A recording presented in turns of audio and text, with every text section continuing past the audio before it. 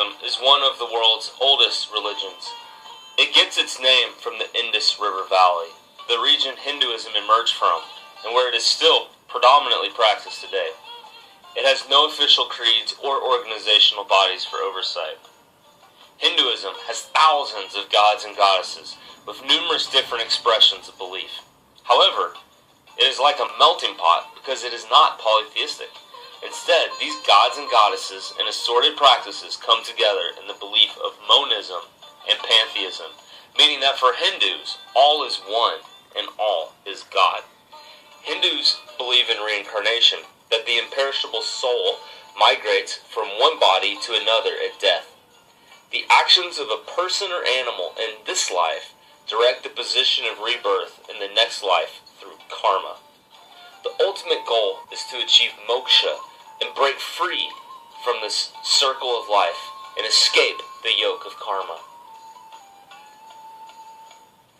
The Vedas are the only divinely revealed sacred texts of Hinduism. How exactly they were received and who received them remain mysteries. They consist of 4 collections of priestly chants. The oldest and most popular Veda is the Rig Veda.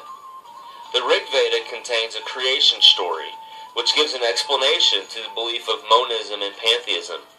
The Rig teaches that the god, Purusha, was sacrificed by other gods and his body became the universe and everything within it.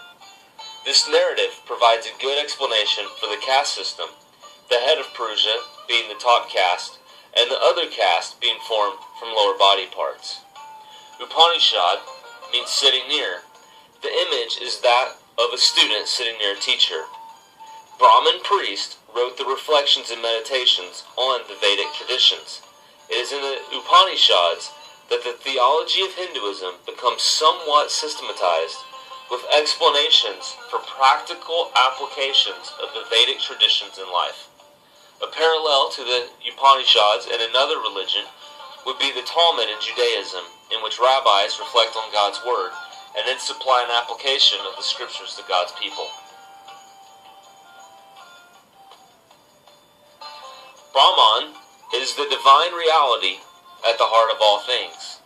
Ultimately, this means that everything is God and everything is connected in one through Brahman.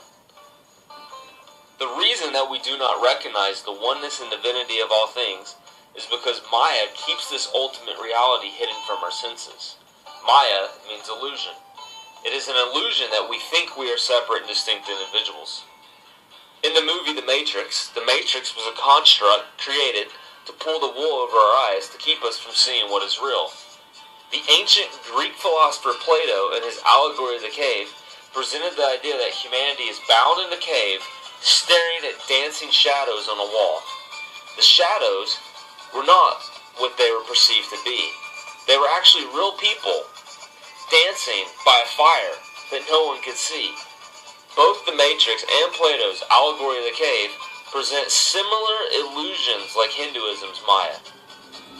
Samsara, also known as the circle of life, or reincarnation, teaches that the divine soul of a person passes from one body into the next at death.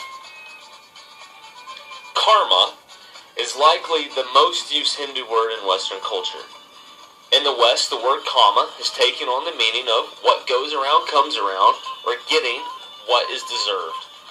Good karma means someone will be financially or relationally blessed, while bad karma has been used to explain all sorts of misfortunes.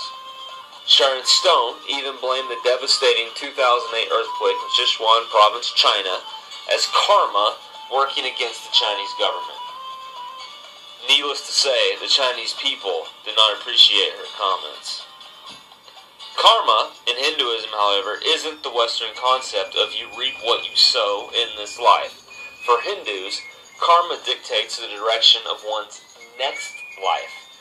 Good karma can send a person to a higher caste in the next life, and really bad karma can send a person back as an animal. Linked to the concept of samsara and karma is the social caste system. There are 4 castes, and members of separate castes should not socialize with members of other castes or marry someone from a different caste. Applying this religious caste system outside of India can be difficult. And in India's large, booming financial cities, financial centers of business, keeping this together is becoming virtually impossible and has gone away and has even been illegalized by the Indian government. However, in many rural areas of India, the caste system is very much alive and well. The top caste is the Brahmin caste. Brahmins are Hindu priests. Priests would oftentimes serve as cooks, since as priests they could interact with those of lower caste. The caste below the Brahmins traditionally consist of the warriors and rulers.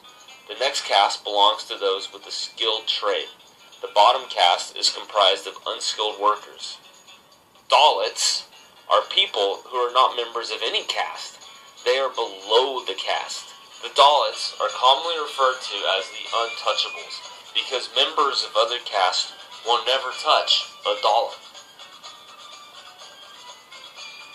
Moksha is the highest goal of Hinduism. It is the breaking free of samsara, achieving union with Brahman. No longer will a person be under the yoke of karma and the illusion of Maya. A person is unable to know if he or she has achieved moksha in this life. It isn't reached until death. Yoga means union.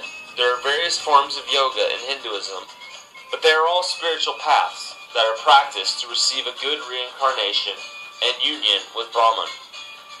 The yoga that is commonly practiced in the West as a form of exercise originates from Hinduism and for the most part is stripped of its religious significance in Western practice. This form of yoga that consists mainly of stretching, physical postures and movements, and breathing exercises is referred to as Hatha Yoga in Hinduism. Bhakti Yoga is worship yoga in which practitioners devote themselves to worshiping a certain god or goddess, or multiple gods and goddesses. Another form of yoga has practitioners devoting themselves to studying Hindu sacred texts as a way to seek union with Brahman through growing in knowledge. In a similar way that Christians study the Bible as a way of hearing God's voice and growing in their relationship with God.